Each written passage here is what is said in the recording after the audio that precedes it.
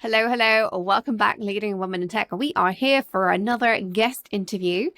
I am super excited to talk with Masha Sharma today. We're going to be diving into so many things, primarily around DEI, because that is Masha's passion point, and she'll be explaining why. But just before we dive in, a little bit of housekeeping. Hello, hi. How are you doing? We are at the end of July. I can't believe that. That means my summer holiday is just around the corner, which is exciting. So I want to give you a little heads up. In September, we are going to be opening doors once again. In fact, doors are probably going to open in mid-August, but the course will run from mid-September. We are going to be running the next round of Ignite Coach Academy. So if you want to learn how to be a coach, if you want to do this in either to improve your coaching as a leader, or you want to do this in order to become a coach, possibly even work for me one day, I do hire coaches, then go check out the page on the Ignite Coach Academy. Just go to my website, go to the top of the page, and you can see options to train to become a coach and just read about it. And if you want to have a chat about it, reach out. I'll hop on a call with you. One of my team will hop on a call with you. We can talk through what it means to become a trained coach. Just really consider it. It's such a great way to become a great leader. But without further ado, let's get back to today's interview with Masha Sharma. Masha is today's guest and sponsor. And as I always say, without people like Masha supporting the show, this would not be possible. We would not be able to provide this for free, this great learning. So many of my clients say to me that they listen to the show in addition to all the training I provide and all my programs, all the coaching I do. This is like an amplification of that. That's how good this content is. It's in addition to what they pay to access. So this is good stuff, and it's only possible because of people like Masha. So thank you, Masha. But let's get her on the show.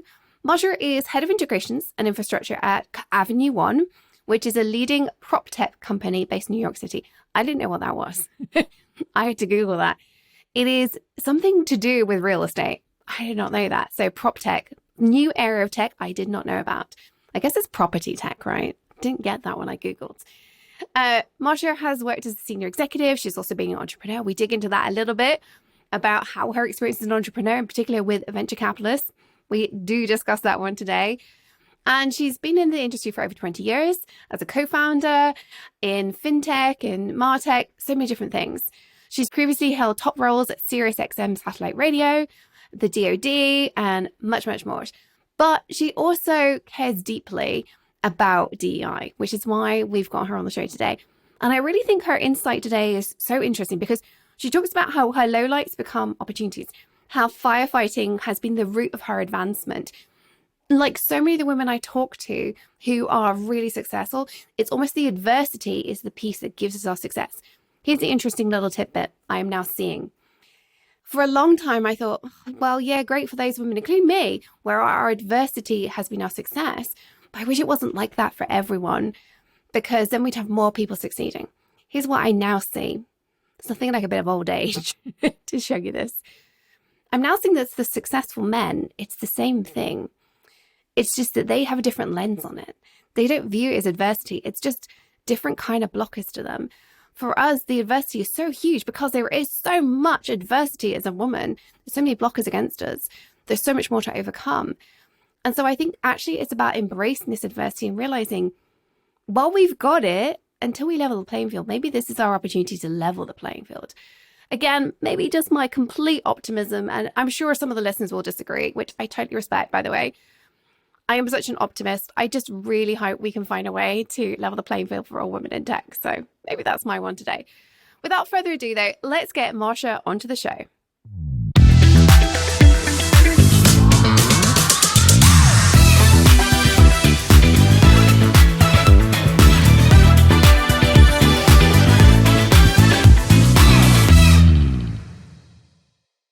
Welcome to the show, Masha. It's great to have you here talking about diversity in the workplace.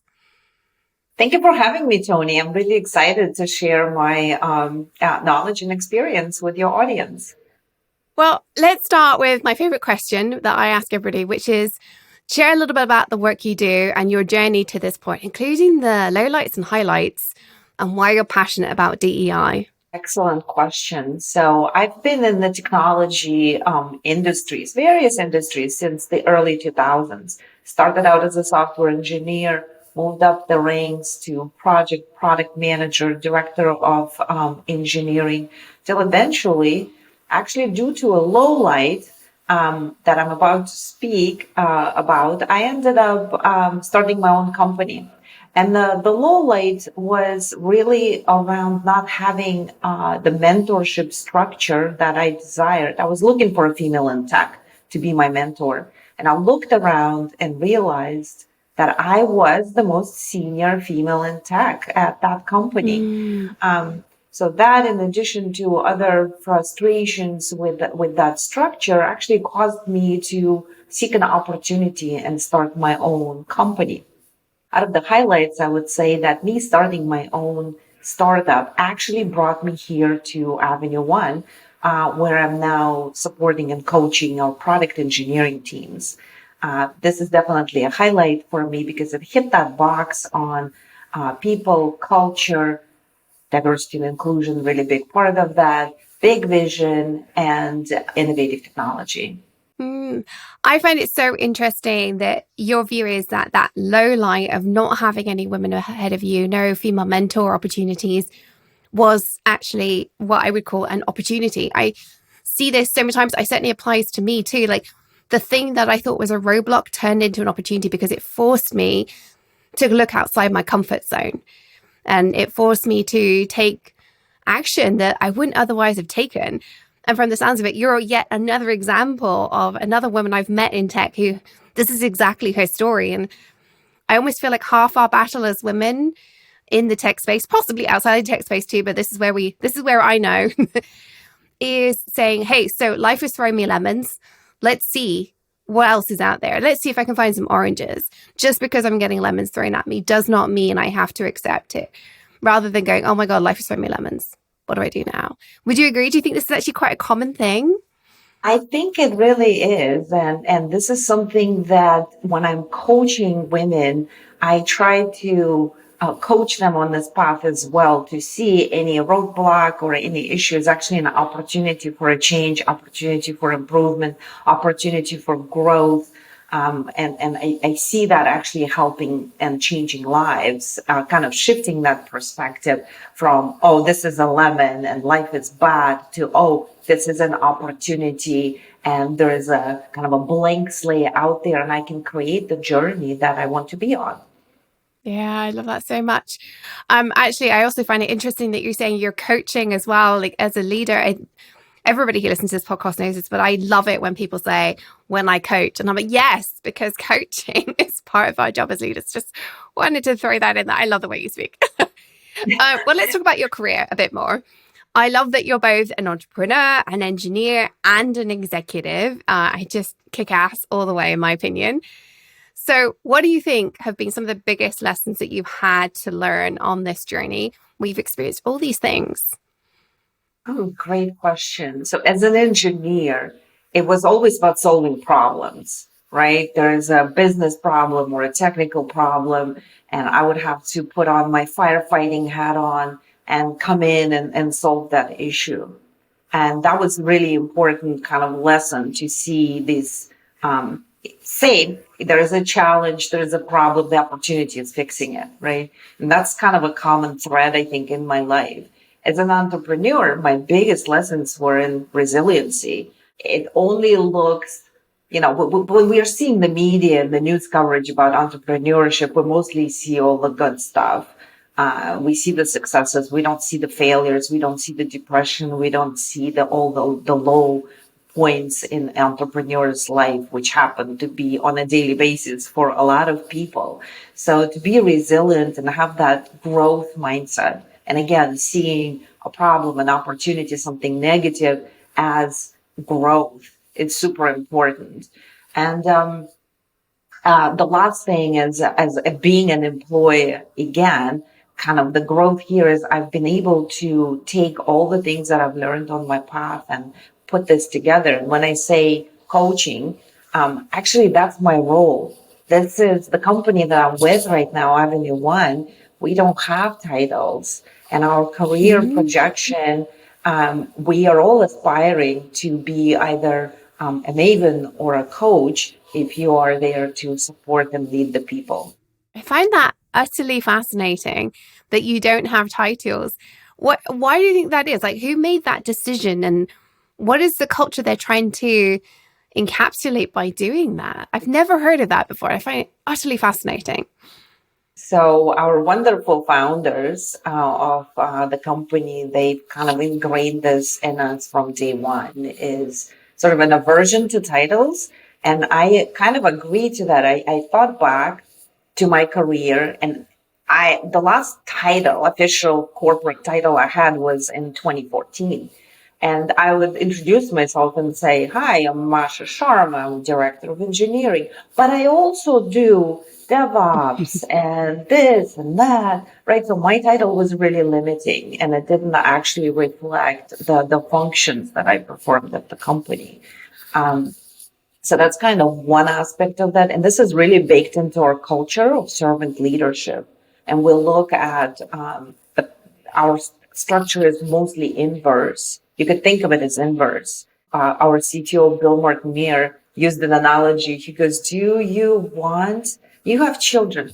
Do you want more children to support? And that really kind of sat with me in thinking, I really am supporting. I am really serving the people that I work with. And I am here kind of taking this perspective of coaching to help them navigate and help them improve their performance, be it on the job or even outside, and motivate and kind of teach them the things that I know. And I often go on the research to find things out that are specific and tailored to them. Mm-hmm. Well, that's actually a beautiful segue to the main topic of today's conversation, which is around diversity.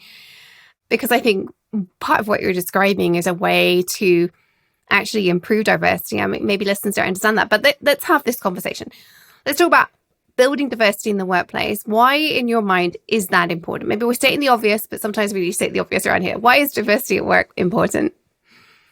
So I want to go back to sort of past career, past experiences. I often found myself as the only female in the room.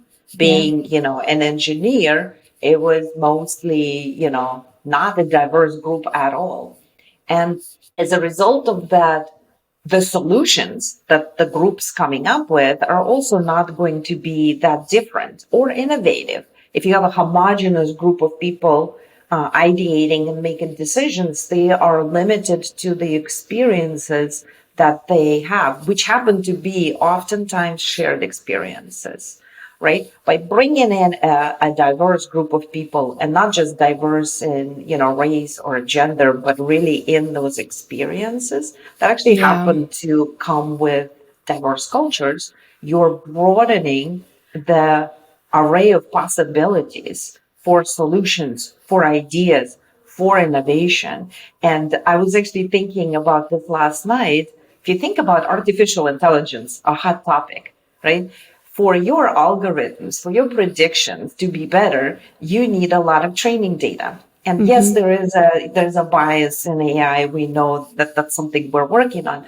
However, that aspect of having variety of data helps with the better outcome. Well, this is mimicked by us, by our human nature, by our, brain composition. We're also unique. We're also different.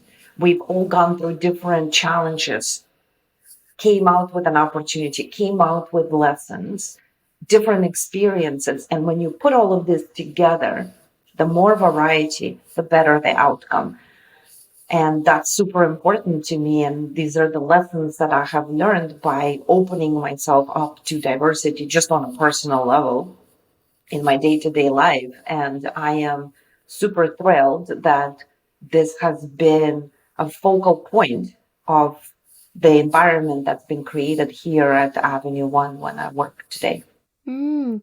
I actually think it's a really interesting point to bring in AI because, yeah, for those of us who've worked a lot in diversity, which I have, I'm very passionate about it. It's why I do what I do. There's a standard stuff around diversity improves innovation because of that diversity of experience and thought. And then separately, there's this diversity issue in AI, which is lack of diverse data means that we have biased AI. But actually, I really like something that you didn't quite say, but I think maybe you're getting at, maybe unconsciously getting at, I don't know, which is one of the things that society is missing out on by not having diversity in the workforce is that we're not then generating data for, like, executives. If all executives are white male, that means all the output that AI learns from is white male, becomes self-reinforcing. Actually, to get better AI for the benefit of the human race, so we can do less ourselves, we can step back from day-to-day operations, which I think is a good thing. I don't think we should be threatened by that. That's a separate conversation for another day about AI. We actually need to have diversity more than ever because now we're training something else. And I That's think right. it's important that we make that explicit link. We now have a duty beyond just our business. We have a duty to the human race to get this right. Yeah, you're absolutely right. And that it's interesting how, again, sort of this digital and physical worlds have to come together and align. Yeah, Right? yeah. Well, let's talk about building this diversity of thought. Why do you think we all get this wrong? Well, I think we're trying. I think the right direction here is to say that we are on the path. We know that we're not perfect, right? We eventually will get this right, but we will have to keep evolving that. Why we haven't gotten it right to this point, there are a lot of probably explanations in history that we're trying to overcome now. The important thing is, what do we do today? And how do we continue? And I think a lot of companies are setting up the programs for diversity and inclusion, and that's wonderful, but action is what actually makes the difference, right? I am happy to say that one of the programs we have here is called Superwomen, right? That's a real action. It's a program for women of Avenue One, where we're coaching, we're mentoring, we're conversing. It's a safe space. We're all learning together. We're all on this journey together. And I've seen a real big difference in just the engagement, right? Knowing that your voice matters, knowing that your opinion is counted on, knowing that you're being listened to is really important. And I'm seeing people thrive. I think you hit something really, really important that is often forgotten when we're creating these programs, which is the experience of the individuals who will go through them. Because quite often there are two types of people that create these programs. There are the people who are our allies who've never experienced what these individuals that they're targeting will experience. They know that they're doing this for really good reasons, but they don't necessarily have that experience. And then there's people like you and me, and it's very easy to forget how painful it was. And therefore, actually, how the most important thing is changing the way we feel so that we are showing up to work as our whole selves. We are showing up to work feeling engaged rather than put upon, feeling like we're listened to rather than shut down. And also our experiences, you and I have different experiences to people coming along 10 years behind us. I used to get so frustrated when I had people who were 30 years older than me telling me how to run a DEI program. And I'm like, I get that that was your experience. It's not mine. And it won't be the experience of the women coming behind me either, because it's evolving, which is good. Because I like to think, fingers crossing here, like to think it's progress. That's why we're moving forward. But that means that we need to always focus on the people and their experience going through that program. Do you see this as something that companies get right? Do you think that's changed maybe since we went through these programs?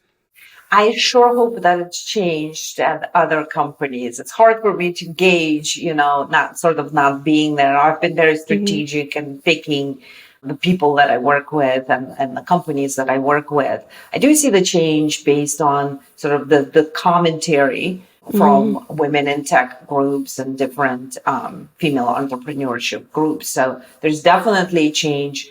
Sometimes it's a really slow change, and we need more women of your mindset, that understand the importance of this, lived it, and are open to listening to those coming after us, listening to their ideas, embracing, and just trying. What's the worst thing that's going to happen, right? We'll fail, Oh, I love right? that. But then we Yes. learn.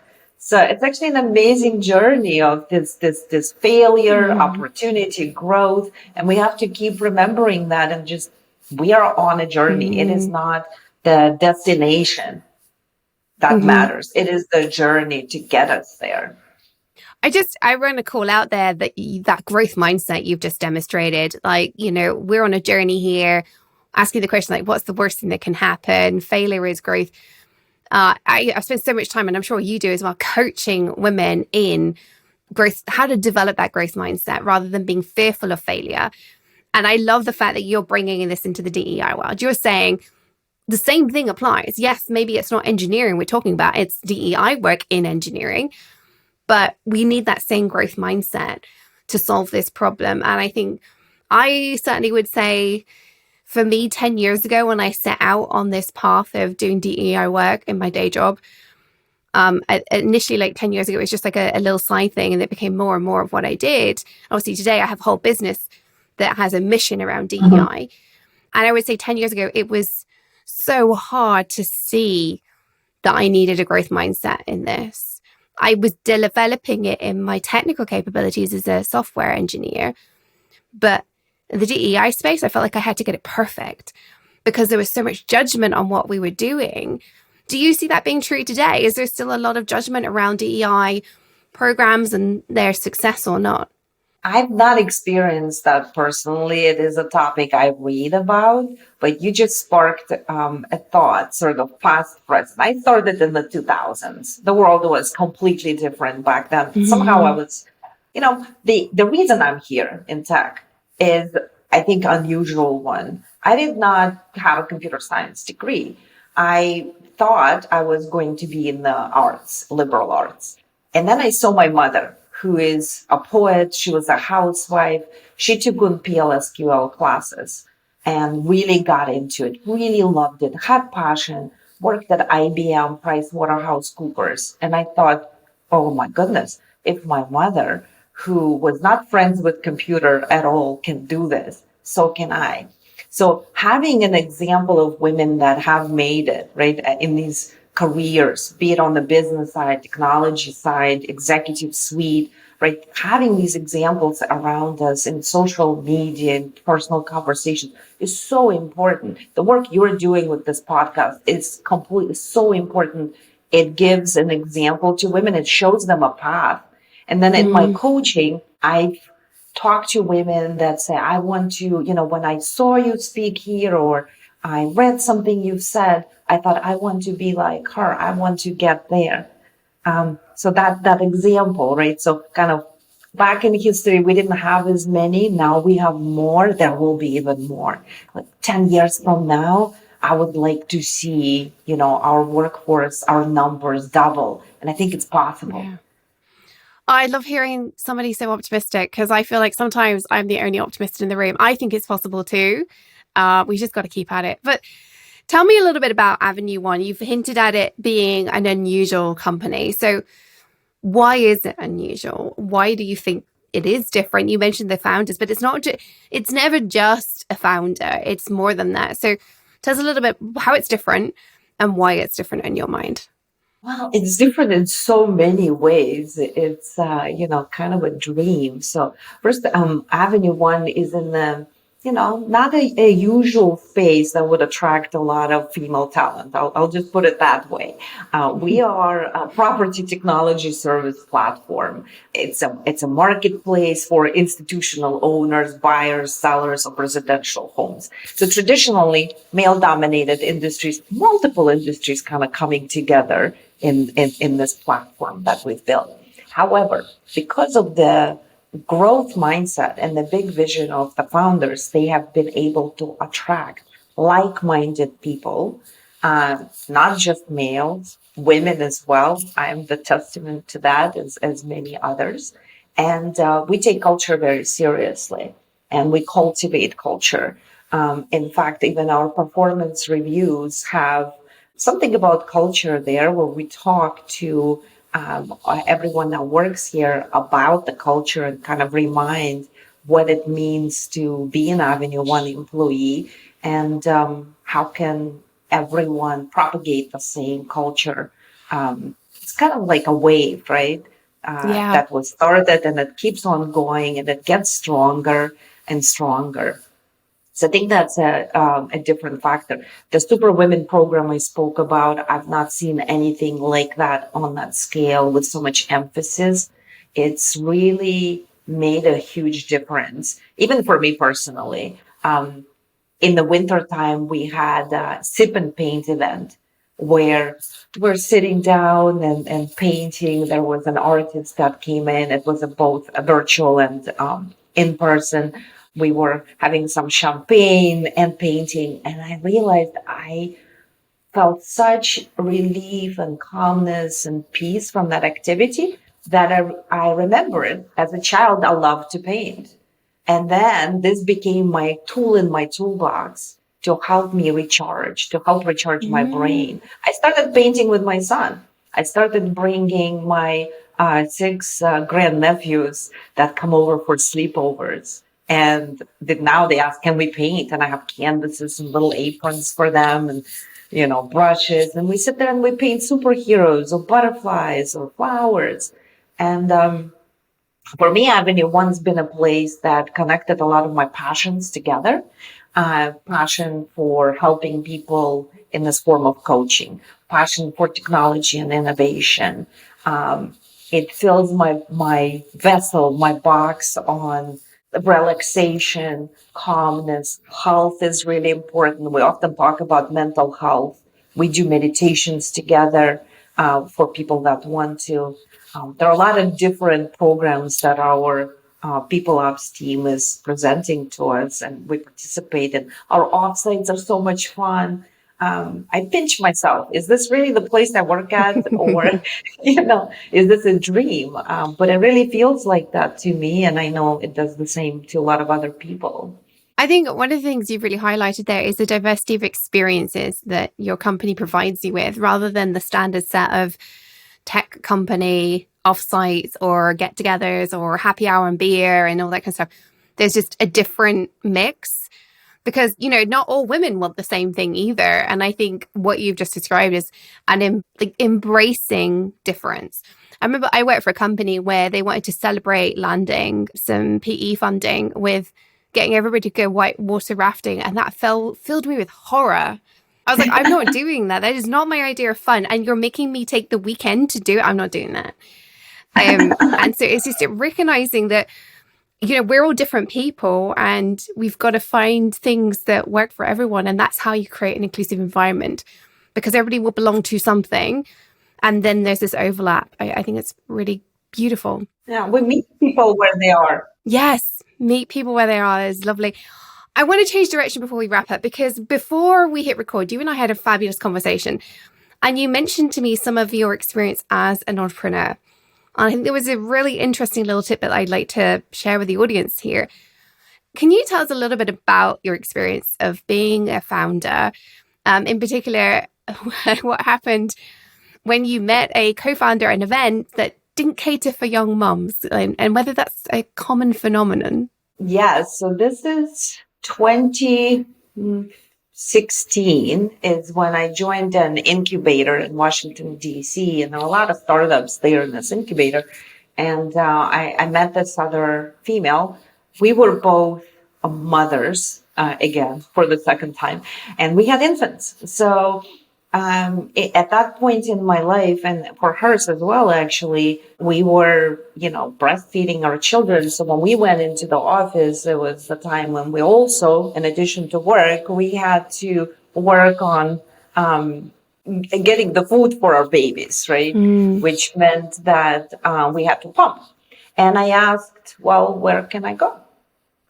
And the answer was, well, you can use the bathroom, use one of the stalls in there, which is not sanitary, not comfortable, right? And you have to feel relaxed in order to be able to do that. So that was quite frustrating. And I raised all kinds of hell with the organizers. It took them a couple of months. They did end up creating a special room for that, but it was not there at the time.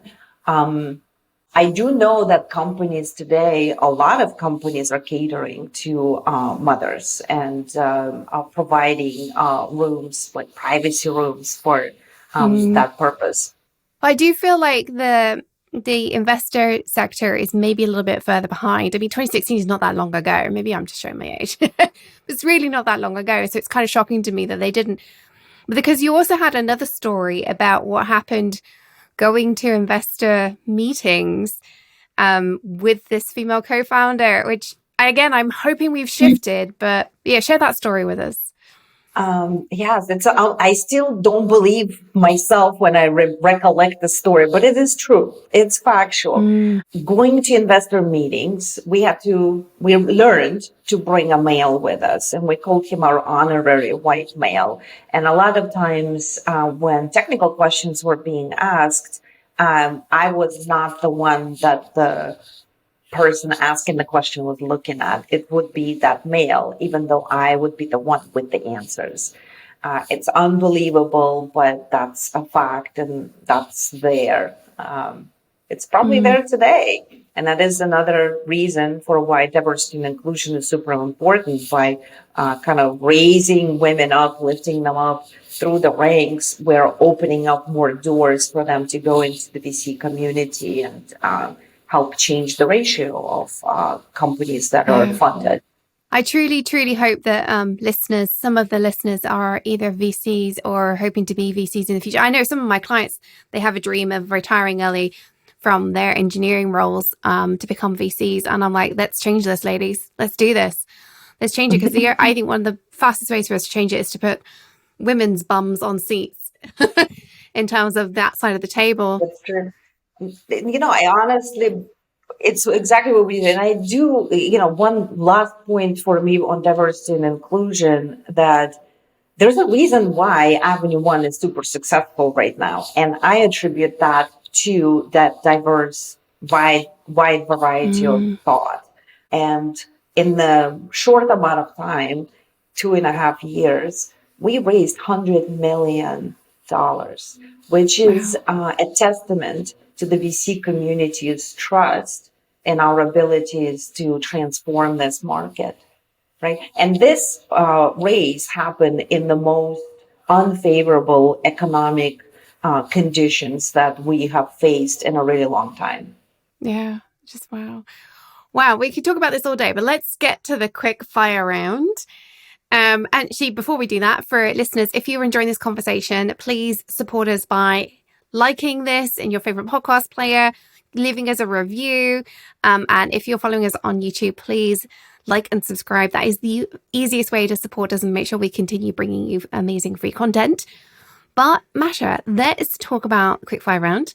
These are my favorite questions every week. I get to ask these questions. Love it. So, what is the worst piece of advice you've ever been given? Oh, it's fit in. So one of my managers back in the day gave me that advice to fit in. It did not go well for me or that company. I did not last long. Fitting in meant don't speak up. It meant don't innovate. It meant listen more and kind of do as we say. Yeah. Oh, I totally agree. It's kind of why I have a problem with lean in as well. I think lean in has some good intentions behind it, but the phrase, it's sort of, many people start making it about fitting in. Like, you need to be like the men in the room. You need to lean into how they are. And I'm like, no. Part of what makes us extraordinary as women is that we are different. Like, that is what we should be celebrating rather than conforming. So yeah, fit in. Well, let's flip that on its side, or on its head even. And what is the best piece of advice you've ever been given? Best piece, I would attribute that to my godfather when I was a child. He said, Masha, do not be afraid of anything. And he had that really like Al Pacino kind of voice with authority. It just stuck in my mind. And I think that's the reason why I've been so resilient. And that's the reason why I have this mindset of learn from failure, grow, and turn all the negatives into opportunities. That's beautiful. That's so beautiful. Well, next question. What is the last book you read and would you recommend it? This is an interesting book. So it's a fiction, but based on true report. It's called Nothing is Dripping on Us. It's an old book written by Eva Witte. I have a personal connection to the book because it's written by my godmother's brother's wife about Wow. their marriage. And my great grandmother's brother, he was a Baron Witte, that immigrated to the United States in 1900s. So here's this Wow. nobleman that comes to a new country and he has to survive. And that's a story of resiliency where he started building boats, he was built furniture, and he thrived. So I Mm. think I have this topic in my blood of resiliency. I didn't know it. It was a discovery made by my mom, and it's absolutely wonderful to have that connection. Oh, wow. I love that. Well, we'll make sure a link to that is in the show notes for anybody listening. So thank you for that recommendation, Marsha. Mindset. At the end of every episode, I love to give a mindset tip. So, Marsha, what is your favorite mindset tip around leadership, around creating DEI? What is your favorite mindset moment? All positive and negative events are very transient. They come and go. What's constant is you, how you react to it, how you go through it. Sort of the only way out is through. Oh, I love And that. that's the kind of mindset that I would like to, transpose to everyone, if possible. I love that. The only way out is through. I was totally stealing that one. This has been a fabulous conversation. So I'm sure we've got a few listeners at least who would like to find out more about what you do. Where can people connect with you, follow you, stalk you a little bit, maybe? Well, you can find me on Twitter, or LinkedIn, best two places to connect with me. Perfect. We will make sure we got links to you on LinkedIn and Twitter again in the show notes. So go check your show notes if you are like, oh, in fact, go hit pause right now, go follow her and then come back for the wrap up. You done that? Good. Okay. All right. Any final thoughts you want to share with us today? Leave the audience with so they go away feeling as amazing as I know you want them to be because, hey, we're here to create a next generation of amazing leading women in tech, right? Embrace your unique you, your journey, all the ups, all the downs that shape you, and view challenges and mistakes as opportunities for growth. It's often through that kind of adversity that we find strength and resiliency to go on. Beautiful. Thank you so much for sharing that. Thank you for being on the show. Thank you for supporting today's episode. It's only possible to bring this show to our audience and keep it free because of people like you. So I really appreciate it. Listeners, as always, remember until next time, stay on your tech leadership game. Follow your dreams because the world really does need that uniqueness that you bring as a leading woman in tech.